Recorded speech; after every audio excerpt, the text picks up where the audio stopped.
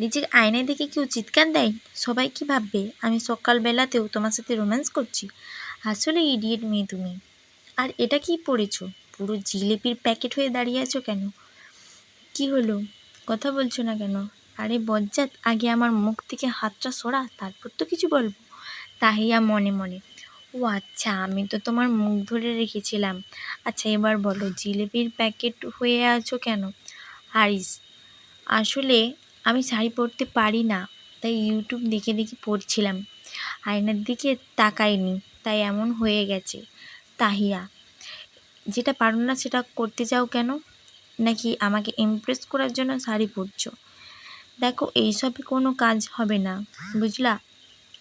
এখন তাড়াতাড়ি শাড়ি পরে নাও। আরিস, আচ্ছা অসভ্য লোক, তারে নাকি আমি এই তাহিয়া রহমান ইমপ্রেস করার জন্য শাড়ি পরছে। আমার পিছে হাজার ছেলে ঘুরে, আর আমি নাকি এই অসভ্যকে ইমপ্রেস করতে যাব? আমি মনে মনে, আমি তো পড়তে পারছি না। তাহিয়া, হে ওয়েট, তুমি এটা ভাবছো না তো যে আমি তোমাকে শাড়ি পরিয়ে দেব? তাহলে তুমি পুরোপুরি ভুল। আরিস, আমি কি বলছি আপনাকে পরিয়ে দিতে? তাহিয়া, আচ্ছা তুমি ওয়েট করো, আমি কাউকে পাঠিয়ে দিচ্ছি। আরিস, 10 মিনিট পর আমার শাশুড়ি আসলেন আমার রুমে, এসে আমাকে সুন্দর করে শাড়ি পরিয়ে দিলেন। তারপর আমাকে নিয়ে নিচে চলে গেলেন। আমরা বের হতেই আরিস রুমে গিয়ে ফ্রেশ হয়ে নিচে চলে আসে। সবাই নাস্তা করার জন্য নিচে নেমে আসে। আরিসও নিচে নেমে এসে ডাইনিং টেবিলে বসে। নীলিমা খান, আরিসের মা, ও তাহিয়া নাস্তা নিয়ে টেবিলে রাখে। আরিসের মা বলে, আজ ম্যাঙ্গো জুসটা কিন্তু আমাদের তাহিয়া বানিয়েছে। সবাই জুস খেয়ে খুব প্রশংসা করলো তাহিয়ার। আরিস জুস মুখে দেওয়ার সাথে সাথে চোখ বড় বড় হয়ে যায়। সে কোনো মতে জুস শেষ করে উপরে চলে আসে। তারপর আরিস চোখ মুখ শক্ত করে নিজেকে স্বাভাবিক করে অফিস যাবার জন্য নিচে নেমে আসে। আরিস, তুই বিয়ের পরের দিন কই যাচ্ছিস? নীলিমা, মা, একটু অফিসে যাব। আরিস, আজ থেকে যা না বাবা, কাল থেকে গেলে হয় না? নীলিমা, আমি চলে আসবো 1 ঘন্টা পরে, বেশি দেরি করব না। আরিস, আচ্ছা যা, কিন্তু তাড়াতাড়ি চলে আসিস, মেয়েটাকে একটু সময় দে। নীলিমা, যাবার আগে একবার তাহিয়ার দিকে তাকিয়ে একটা বাঁকা হাসি দিয়ে বের হয়ে যায় আরিস। ব্যালকনিতে দাঁড়িয়ে আছি আমি, কালকের কথা ভেবে কান্না পাচ্ছে।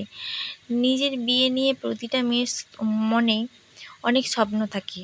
আমার স্বপ্নগুলো আমি নিজের হাতেই ভেঙে দিলাম। এমন একটা মানুষের সাথে আমার থাকতে হবে যাকে না আমি ভালোবাসি, না সে আমাকে ভালোবাসে। চোখ দিয়ে বর্ষণ ঝরছে। এই বর্ষণ যেন আজকে আর থামবে না।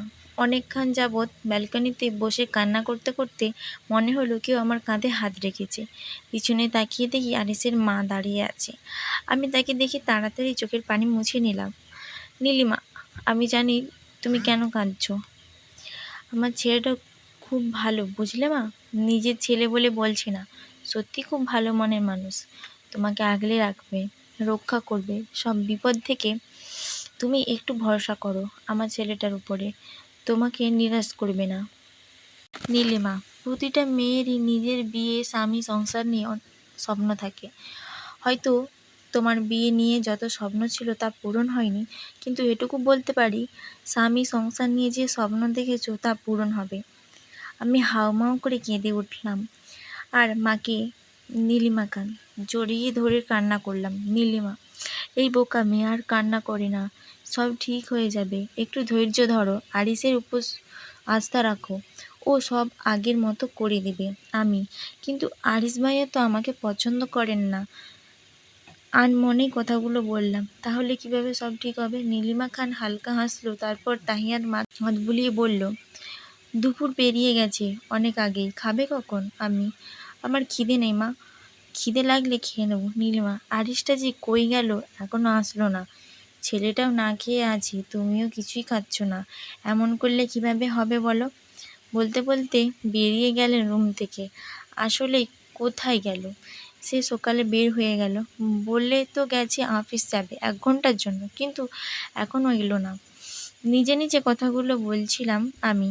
আমাকে মিস করা হচ্ছে বুঝি? এত মিস করবে জানলে আরও আগে আসতাম। আরিস, গলার আওয়াজ অনুসরণ করে পিছনে তাকিয়ে দেখি আরিস আমার দিকে এক রহস্যময় হাসি দিয়ে তাকিয়ে আছেন। আমি একটা শুকনো ঢোক দিলাম। সব শুনে ফেলেনি তো? আমি মনে মনে, আরিস কি ভাবছো আমি কিছু শুনেছি কি না? বড় কথা এটা নয় আমি তোমার কথা শুনেছি কি না, কথা হলো তুমি না খেয়ে আছো কেন? আমি অবাক হয়ে জিজ্ঞেস করলাম, আপনি জানেন কিভাবে আমি খাইনি? আপনি তো বাসায় ছিলেন না। অবশ্যই, মা বলেছে হয়তো। আরিস, তোমার এই ছোট মাথায় এত চাপ নিতে হবে না। ওঠো, খাবে চলো, আমারও খিদে পেয়েছে। তারপর আরিস ফ্রেশ হয়ে নিচে গিয়ে দুজনে খেয়ে নেয়। রাতে আরিস সোফায় বসে ল্যাপটপে কাজ করছে আর দরজার দিকে বারবার দেখছে তখন কখন আসবে তাহিয়া। আর এইদিকে তাহিয়া আরিসের কাজিন মিলি, শিলা আর নীরবের সাথে আড্ডা দিচ্ছে। তারা আড্ডা দিচ্ছে সাথে পকোড়া খাচ্ছে। দেরি করে দুপুরে খাবার খাওয়ার ফলে রাতে খাবার খায়নি, তাই এখন পকোড়া আর কফি খাচ্ছে। হঠাৎ মিলি বিষম খায়, তাই তাহিয়া তাড়াতাড়ি পানি আনতে গেল মিলির জন্য। আনার সময় কিছুটা পানি নিচে পড়ে যায়। তাহিয়া সেদিকে খেয়াল না করে মিলির জন্য পানি নিয়ে আসে।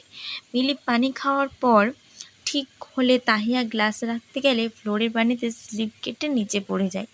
কারো চিৎকার শুনে আরিস তাড়াতাড়ি নিচে আসে। সিঁড়ির সামনে এসে দেখে তাহিয়া সোফায় বসে আছে, তার পাশে মিলি আর শিলা, আর তাহিয়ার সামনে হাঁটুতে ভর দিয়ে নীরব তাহিয়ার পায়ে কি যেন করছে। তাহিয়ার চোখ দিয়ে পানি পড়ছে। নীরবের হাত তাহিয়ার পায়ে দেখে আরিসের চোখ রাগে লাল বর্ণ ধারণ করল। আরিস, কি হয়েছে এখানে? নীরব, আসলে ভাই তাহিয়া পড়ে গিয়েছিল, তাই পায়ে ব্যথা পাইছে। আরিস, ও, আর নীরব, ও তোর ভাবি হয়, তাই নেক্সট টাইম তাহিয়া না ভাবি ডাকবি, ঠিক আছে? নীরব, আচ্ছা ভাই। এর আবার কি হলো? আমাকে কে কী নামে ডাকুক ওনার কি? আমি মনে মনে আমার ভাবনার মাঝেই আমি হাওয়ায় ভাসতে লাগলাম। তাকিয়ে দেখি সে আমাকে কোলে তুলে উপরে নিয়ে যাচ্ছেন। আমি, এই কি করছেন? নামান আপনি আমাকে, আমি একাই যেতে পারি। আরিস সাথে সাথে তার হাত হালকা করলো। আমি ভয়ে তার গলা জড়িয়ে ধরলাম। আরিস, কি হলো, যাও। এখন আমাকে এভাবে ধরছো কেন? রুমে নিয়ে এসে আমাকে খাটে বসিয়ে ওয়াশরুমে চলে গেল। ফ্রেশ হয়ে আমাকে বলল, ছেলেরা তোমায় ছুঁয়ে দিলে তোমার খুব ভালো লাগে তাই না? আমি অবাক দৃষ্টিতে তার দিকে তাকিয়ে আছি। কি বলে মিস্টার অসভ্য, মাথা ঠিক আছে তো? আরিস, আমার মাথা ঠিক আছে, তোমারটা আজ ঠিক করব। আমি আবারও অবাক, মনের কথা কি মিস্টার অসভ্য শুনতে পাই? তা আমার জুসে সকালে কি মিশিয়েছ? আমার দিকে না তাকিয়ে কথাগুলো বলল, এখন তো তুই শেষ তাহিয়া, পায়ের জন্য পালাতেও পারবি না। আমার ভাবনার মাঝেই সে আমার পাশে এসে বসলো। আমি তার দিকে তাকিয়ে একটা শুকনো ঢোক দিলাম আর বললাম, কখন কি মিশাবো? সবাই তো ভালো বলল। সে আমার আরেকটু কাছে এসে বলল, কি মিশিয়েছ? আমি লবণ, চোখ বন্ধ করে। হারিস, তা কেন করেছ? আমি আমি রাতে ফ্লোরে ঘুমাইছি, এটা তার শাস্তি স্বরূপ। আরিস, তাহলে ম্যাডামের কি আমার সাথে ঘুমানোর ইচ্ছে ছিল, বাসর করার ইচ্ছে ছিল? বললেই হতো। আমি, এই না না, কি বলছেন এসব? আমি বাসর করব, তাও আপনার মতো একটা অসভ্য লোকের সাথে? আরিস, আচ্ছা সে কথা বাদ দাও। জানো তো আমার মুখে এখনও লবণের স্বাদ লেগে আছে, তাই এখন মুখটাকে মিষ্টি করতে হবে। এই বলে সে আমার দিকে এগিয়ে এলো।